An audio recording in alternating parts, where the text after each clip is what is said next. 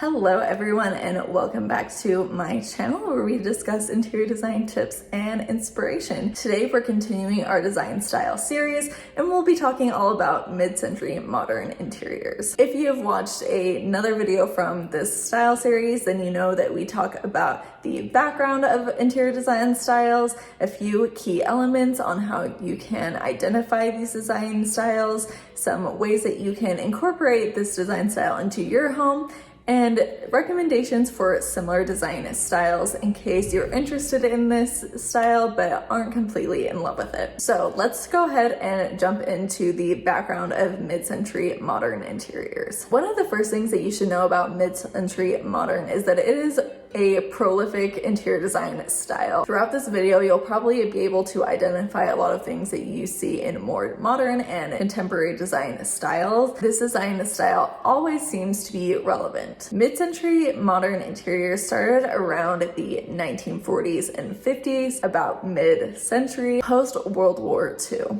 During this time period, there was a lot of rebuttal against traditional design styles, and this was kind of in response to a lot of those traditional design styles. During this time period, there was a lot of emphasis on practicality. In the 50s, there was a lot of optimism. In the 60s, you see a lot more connections to earth and earthiness, and mid-century modern interiors reflect all of those things. This design style overall is very relaxed and casual. It feels very loungy, and that was very attractive to a lot of people during this time period, wanting to just kind of simplify life and have a more fun and casual approach. Moving on to some key elements of mid-century modern interiors, we'll start with architectural details. In this design style, you'll see a lot of exposed elements. This may be exposed beams, this may be exposed brick. You'll see a lot of trying to embrace some natural or structural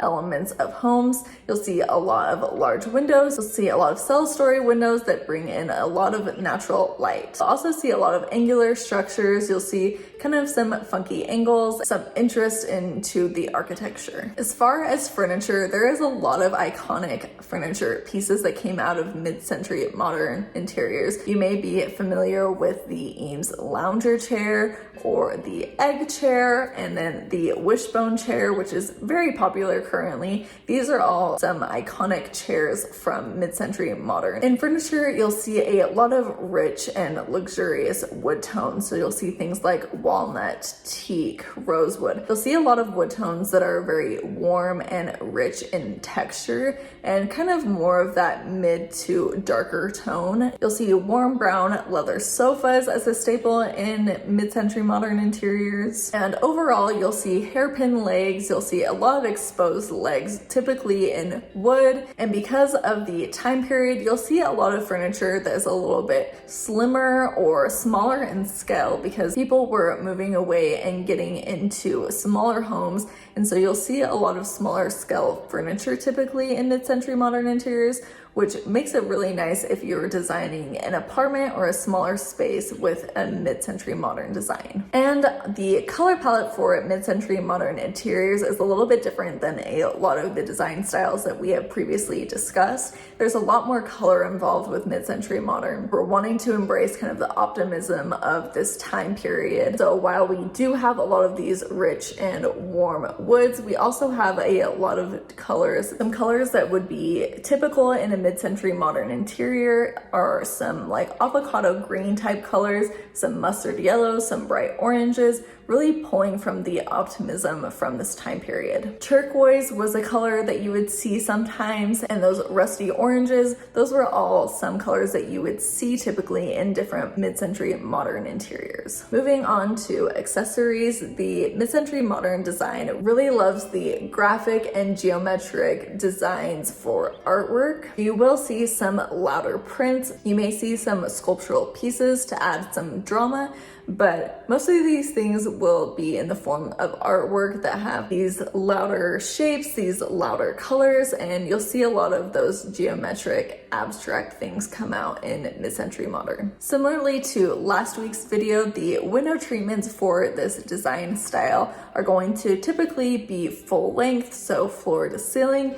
You'll see a lot of things retractable because they want to be able to take in the view, relate back to that earthiness that the 60s really emphasized. So you won't see anything that is competing with the windows, although you would want the flexibility to put something over those windows. So you will see window coverings. They just will be very simplistic. And moving on to a few ways how you can incorporate mid-century modern interiors into your home. My first suggestion is to find some mid-century modern furniture pieces. Because so many of these furniture pieces are timeless and are iconic, this is a really easy place to start by introducing mid-century modern into your home. So look for those things that have exposed wood legs, a little bit smaller scale and slimmer pieces. These are usually very readily available because they really are timeless and we've seen them come up again and again. You'll see a lot of renditions of these iconic chairs like the wishbone chair. A lot of different brands are doing their own take on these different chairs and other iconic pieces to have them be a little bit more contemporary, but you can also find things that look very similar in those wood tones that we discussed earlier. Which leads me to my second suggestion on how to get mid-century modern interiors, which is to really make sure that you are carefully choosing your wood tones in your house. I know that currently a lot of blonder woods are in style, but really having those rich, luxurious, medium, warm toned woods is really going to make your space feel more mid-century modern. It brings in that earthiness into the home and kind of the richness that the mid-century modern design really likes to incorporate. Walnut is probably the easiest wood tone to find currently, so look for things that have walnut in them. And my third suggestion is to don't be afraid of being bold, whether that's with the color scheme, whether that's with artwork or some of these geometric and graphic shapes.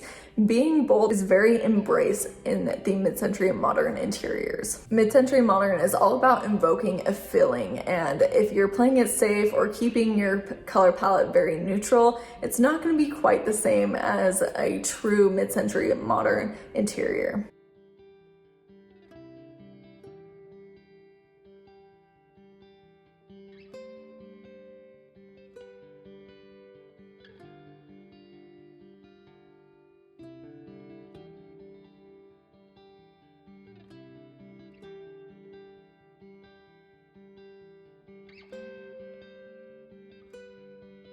All right, and moving on to similar design styles that you may be interested in. A very obvious choice is modern design. You won't see quite as much of these super warm, rich wood tones. There are some similarities in furniture design, but the color palettes are very, very different. But if you are into the boldness and the pattern and the color of this interior design style, something that you also may be interested in is Art Deco. It is definitely more on the graphic side and it has a lot of fun shapes and bold colors. So look out for the Art Deco video that will be coming later on in this series. And that is everything that I have for mid-century modern interiors. I hope that you were able to learn a thing or two. Thank you so much for watching. I hope to catch you next week when we discuss eclectic interior design style. So I hope to see you then. Thank you so much for watching. Bye.